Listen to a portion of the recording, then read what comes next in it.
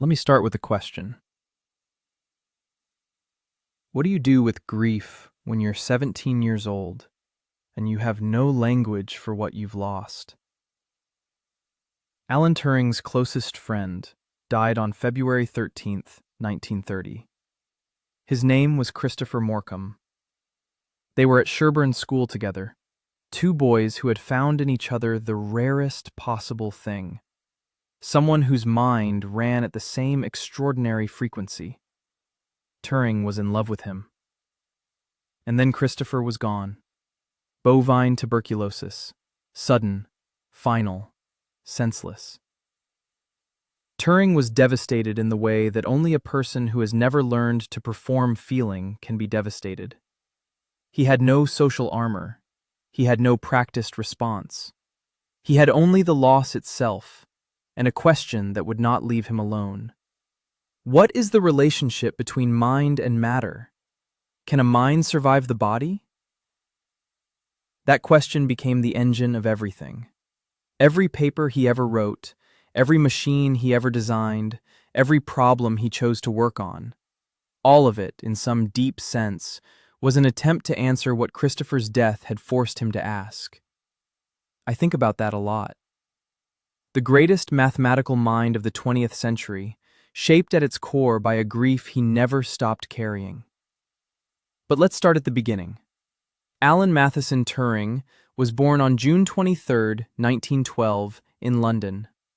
His father worked in the Indian Civil Service, which meant his parents spent long stretches in India, leaving Alan and his older brother John in the care of a retired army colonel in England. The separations started early. He grew inward, self-reliant, intensely interior. A child who learned, at a very young age, that the most reliable company was his own mind. He taught himself to read in 3 weeks. His headmistress told his parents he was a genius. Teachers noticed something unusual, though they struggled to classify it. He wasn't performing brilliance for anyone. He was just relentlessly, almost helplessly, interested in how things worked at their deepest level. In 1926, his parents enrolled him at Sherborne, a traditional English boarding school that emphasized classics and conformity. On his first day, there was a general strike. The trains weren't running, and so Turing rode 60 miles on his bicycle. I love that. That single act tells you everything. When blocked, he found another way, using his own body, his own will, completely unbothered by what the effort required or what anyone thought of it. The school wanted him to be one kind of person. He was already a completely different kind. The humanities masters found him frustrating. He didn't do the assigned work the way it was meant to be done. He derived results from first principles rather than memorizing established methods, which is not what you want when you're trying to move 30 students through a curriculum. His mathematics and science masters recognized something else entirely. At 16, he read Einstein's papers on general relativity, not just grasped them, but extrapolated from them a questioning of Newtonian mechanics that Einstein himself had only implied. He was working at graduate level before finishing secondary school. And that's where he met Christopher Morcom. For the first time in his life, Turing encountered someone who could keep up, someone who shared the obsession, someone who made him feel less alone in the particular way that only intellectual companionship can. He wrote letters to Christopher's mother after his death that are almost unbearable to read. She saved them all.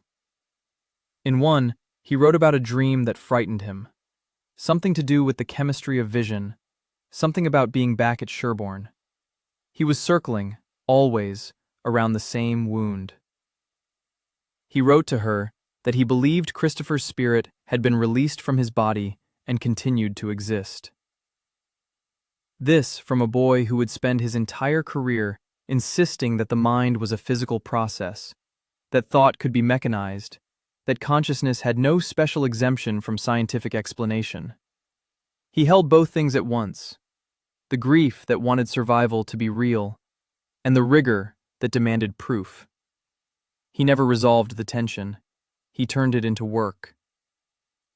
In 1931, Turing went up to King's College, Cambridge, to read mathematics.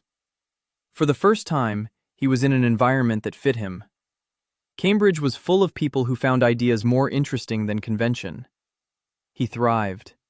He ran long distances, already a serious runner, using the rhythm and solitude of physical effort to think through problems. He would show up to things disheveled, distracted, obviously processing something no one else could see. And he was brilliant, in the way that's almost frightening to witness. In 1934, he proved the central limit theorem as part of his undergraduate work. When he found out it had already been proven, he was not deflated, he was energized. His method had worked. He had reached the same mountaintop by a completely different route, one he had built from the ground up. That tells you something essential about how he operated. He was not trying to know things, he was trying to understand them, which is a completely different project. He was elected a Fellow of King's College in 1935 at just 22 years old. And then, in 1936, at 24, he published a paper that changed the world. But here's what I want you to hold on to before we get there. The boy who rode 60 miles on a bicycle because the trains weren't running. The boy who taught himself to read in 3 weeks because waiting for someone to teach him was intolerable. The boy who sat with the death of the person he loved most and turned that grief into a lifelong question about the nature of mind itself. He started, every single time, at bedrock. Not, how do we solve this problem? But, what is the deepest possible version of this problem? Not looking for answers that fit, looking for the actual structure underneath everything. That instinct, formed in childhood, sharpened by loss, was the thing that made everything else possible. So now we get to the work. And I want you to understand something before we go any further. When I read through everything Alan Turing actually produced, the papers, the designs, the ideas, I kept having the same reaction over and over again. This is not the output of someone who was working inside a tradition. This is someone who kept arriving at the edge of the map and just kept walking. In 1936, he is 24 years old. He is a graduate student, and he publishes a paper that will later be understood as the theoretical foundation of every computer ever built. He wasn't trying to build a computer. That wasn't even the question. The question was purely mathematical. David Hilbert, one of the greatest mathematicians of the 20th century, had proposed a program for mathematics. He wanted to know whether mathematics itself was complete, consistent, and fully decidable. Could any mathematical statement in principle be proven or disproven by a systematic procedure? Turing looked at that question and did something remarkable. He built an imaginary machine to answer it. He described a theoretical device, what we now call a Turing machine, that reads and writes symbols on an infinite tape according to a fixed set of rules. Simple. Almost childishly simple. And then he proved that this machine defined computation itself. Any process that can be carried out by any systematic procedure can be carried out by this machine. And then he proved that some problems cannot be solved by any such machine. No matter how powerful, no matter how fast. Some problems are undecidable. He answered Hilbert. No, mathematics cannot be fully mechanized. The answer was no. But the machine he built to say no? That was the blueprint for yes to everything else. It is possible to invent a single machine which can be used to compute any computable sequence. He wrote that in 1936, decades before any such machine existed. And so he goes to Princeton, works with Alonzo Church, gets his doctorate. Einstein is down the hall at the Institute for Advanced Study. They offer him a position. He turns it down and goes home to England because the war is coming and he knows it.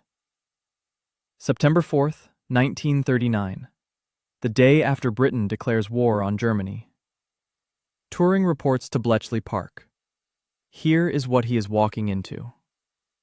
Germany has a cipher machine called Enigma. Its operators believed it was mathematically unbreakable, and by most conventional analysis, they were right. The number of possible settings was astronomical. The settings changed every single day.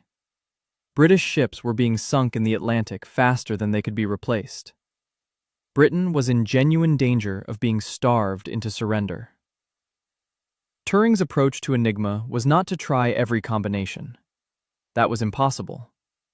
His approach was to find the logical structure beneath the problem, to use the properties of the German operator's own habits and message formats as footholds. He built on earlier Polish work, but the key innovation was his. He called it the diagonal board, a logical insight that eliminated vast numbers of false solutions automatically, making the search tractable. The machine he designed was called the bomb. The first one ran in March 1940. When bureaucratic obstruction threatened to slow everything down, Turing and 3 colleagues did something extraordinary.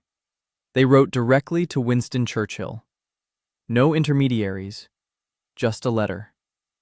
And Churchill, who had been told what Bletchley was doing, responded immediately. Make sure they have all they want on extreme priority, and report to me that this has been done. The resources came. The work accelerated. But the thing I find most remarkable about Turing at Bletchley isn't the bomb, as extraordinary as it was. It's Naval Enigma. German U-boats were operating on a harder version of the cipher than the Army or Air Force. The Atlantic was bleeding. Turing fixated on this problem personally, and the combination of his mathematical work and the physical capture of codebooks from German vessels cracked it open. The effect on the Battle of the Atlantic was decisive. He is saving hundreds of thousands of lives. And he is showing up to work in shorts, chaining his tea mug to a radiator so no one steals it, running through the countryside in a gas mask because of his hay fever. He is absolutely himself, in the middle of all of it. And then, after the war, he asks the deepest version of the question he has been building toward his entire life. The paper comes out in 1950, in a philosophy journal called Mind.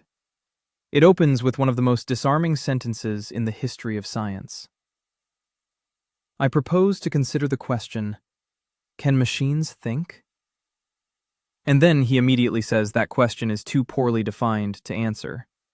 So he replaces it with something testable. The imitation game.